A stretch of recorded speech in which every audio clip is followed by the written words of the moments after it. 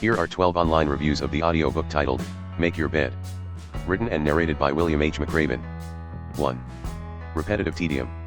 This book is an exercise in repetitive tedium that barely glosses the surface of any sort of meaningful advice.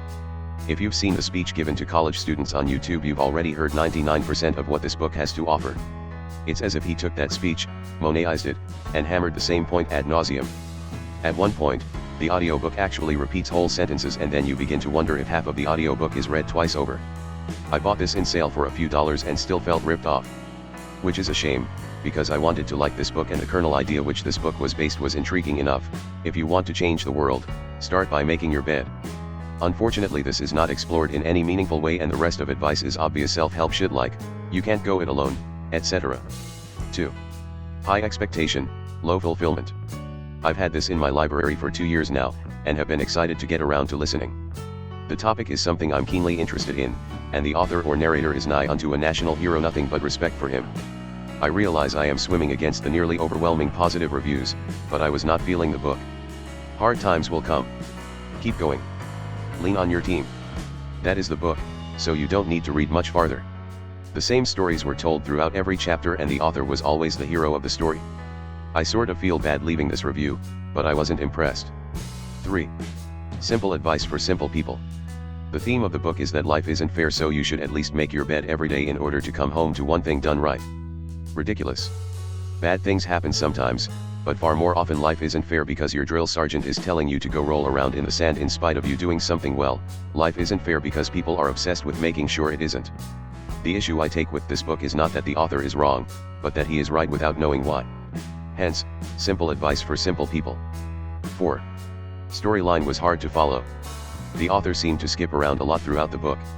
Many of the stories were hard to follow and seemed to not ever be completed. Key details were left out that would have been nice to know. At one point he speaks of the song that was sung to keep all the members of the platoon from ringing the bell. It would have been interesting to know what that song was. Why leave it out? 5. His 2014 speech is much better than this book. I bought this on Audible because I watched his 2014 speech on YouTube. But this book does not even come close to the intensity and insightfulness of his 2014 speech. Maybe military or veterans would resonate more with this. Real world needs more depth than have courage. And what does have courage really mean? When your butt is pressed to a road because of live rounds trying to end your life, is your team really gonna yell out have courage and you're immediately going to spring into action? I think not. What is courage? Where does it come from? How do you call on it at a moment's notice? Can courage be put on layaway? How do you fill yourself up with courage? Does courage mean the same thing to all of us? Etc. etc. 6. Stoic, military-centric, long-winded. The book could easily have been shortened to the last chapter, the speech. If you like stoic military intonation and speech pacing, then you will love this book. If you are into the hardships encountered during Navy SEAL training, you will love this book. Unfortunately, I am not. While the 10 things listed in the book are very applicable to everyone, it did not need all the numerous recounts of how well the author/narrator performed during training to make its points. Had I known that the last chapter was going to be the actual talk he gave, I would have skipped right to that. Then if I needed to better understand what a sugar cookie was, I could have gone back and listened to that part of the book.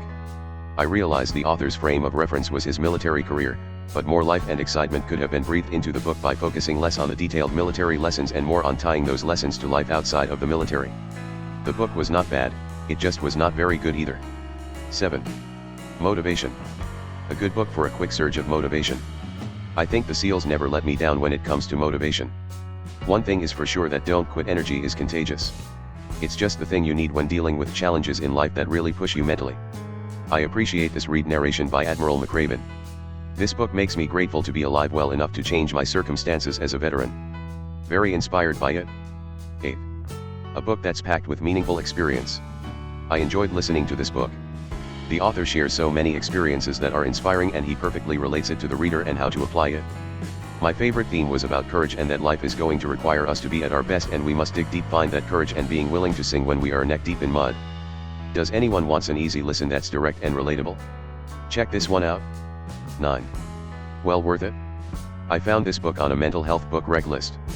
I've struggled with depression and anxiety and the weird intersection of knowing that I'm going to fall short of perfection, so why start anyways? I won't say that this book changed my life, after all I've only just finished it, but it does give you some really good why to change how you think about things. And I think anyone who has struggled with mental illness will tell you that sometimes changing how you approach a subject can make a huge difference. So life-changing or not, I would 100% recommend this book. 10.